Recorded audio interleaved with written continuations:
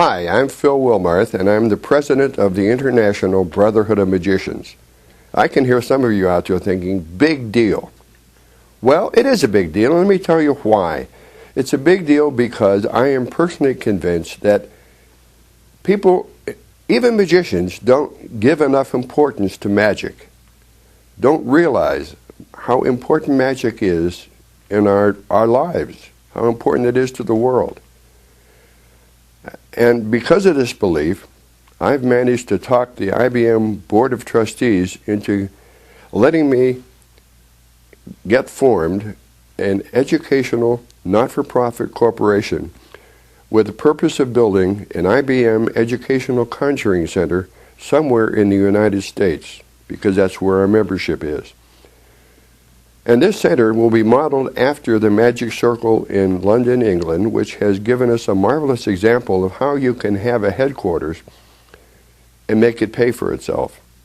We've made various attempts to get that started, usually by trying to get a building, until we realized that if we had one, even if it was given to us, now we have the expense of maintaining it and rehabilitating it and so forth, and we didn't have the money for that. So my objective is to go out and get the money, and then the building will come, and the city hopefully will come, and we can go on from there. Now the idea that the Magic Circle has is to form a separate corporation, a for-profit corporation, and rent out the building to them, the facilities, say 4 nights out of the 7 nights in the week. And they take these and sell an entertainment dinner package to corporations. The Magic Circle has done this very successfully, so successfully that after just a couple of years, they managed to pay off the loans and so forth for the headquarters, and now have a waiting list of clients that goes on for, I think they have clients for over a year. And I see no reason why the U.S. can't take this marvelous example and utilize it in the United States. And what I envision and the IBM board has bought into is the attempt to create not just a headquarters office and a museum and a library, but a research center, close-up rooms, meeting rooms, a theater, all equipped audio-visually so that we can tape our performers, our amateurs. We can have critique sessions, let people see themselves, what they're doing, give them performance situations. I would hope to have a small theater in the building seating maybe 250, 300 people. Ideally, a larger theater somewhere in the general neighborhood that we could use for large shows, do charity shows, help other organizations and charities raise money, teach magicians backstage techniques, all of the technical skills they need to know to direct their own careers. Ideally, there would be a restaurant that would be associated, that would be able to cater the meals, where we could train close-up magicians once they had the skills to even try to do that.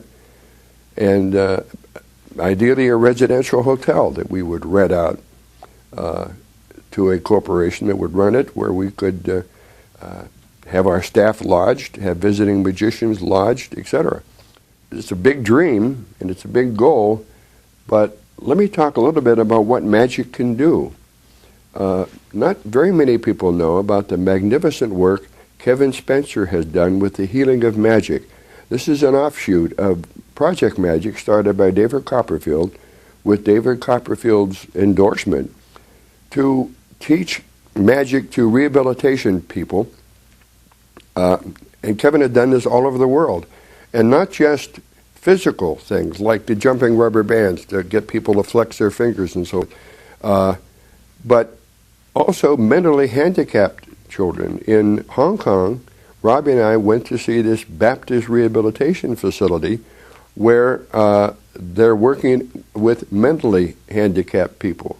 And we saw this rather handicapped young lady step before this group with obvious foreign visitors and do a lovely performance as a 3-card Monte.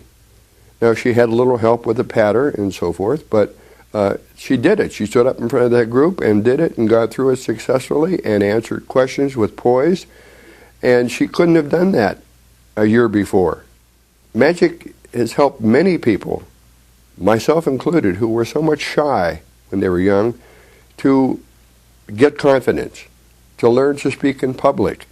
For a guy who was hesitant to speak in class, I minored in public speaking in college because of magic. Magic teaches you discipline. It teaches you creativity. It teaches you structure, cooperation with other magicians, with assistants, etc. So it's an invaluable tool. Parents will be glad to hear that many people have put themselves through school doing magic. One of the people I befriended in later life, I never met him personally, but we had a long correspondence by mail, was Dr. Thigpen, who was one of the authors of The 3 Faces of Eve, which became that very successful movie. And he unlocked Eve using hypnotism. He had working with another psychiatrist. He had gone through medical school and taken advanced degrees in psychiatry and paid for all of it doing magic. And further, he had 2 sons who put themselves through medical school doing magic. So it can be a wonderful avocation for most anybody. And the International Brotherhood of Magicians have all members from every class, doctors, lawyers, Indian chiefs, and once you have the required skill, once you evidence the proper appreciation and knowledge, whatever your bent is, and there are many rooms in the House of Magic, as Eugene Berger has said, you become part of a special group. And I have personally found that I can go anywhere in the world, and if a magician knows I'm coming, I'll be picked up at the plane, at the airport, at the bus station, wherever it happens to be, and invited into their home. I've often said that a magician I haven't met is a friend I haven't made yet, and that's true like in 99% of the cases. It's a wonderful fraternity, and it's something that anybody who falls in love with magic can be a part of. So that's kind of the hope and dream behind the establishment of the IBM Conjuring Center, which, since the corporation has not yet been completed, I've yet to be able to go out and start collecting funds, but we intend to do that. I'd like to get the membership involved to the extent that they can, because this is something that will benefit everybody. And certainly it should benefit magic around the world.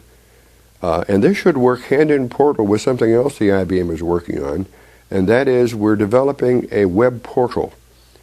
And the simplest way to describe this is like a website on steroids. We can put virtually anything on there, from streaming videos for the youth to historical documentaries for the older people like myself and Chuck Smith, and bring all of it together. We'd like to have news of magic from around the world. We'd like this to be the #1 source of magic information going, along with the museum. And I think they'll work hand in hand. And okay, we have big dreams, but if you don't dream, what are you going to accomplish? So I hope you'll join with me in this dream and find some way, even any small way, to contribute to the IBM Educational Conjuring Center.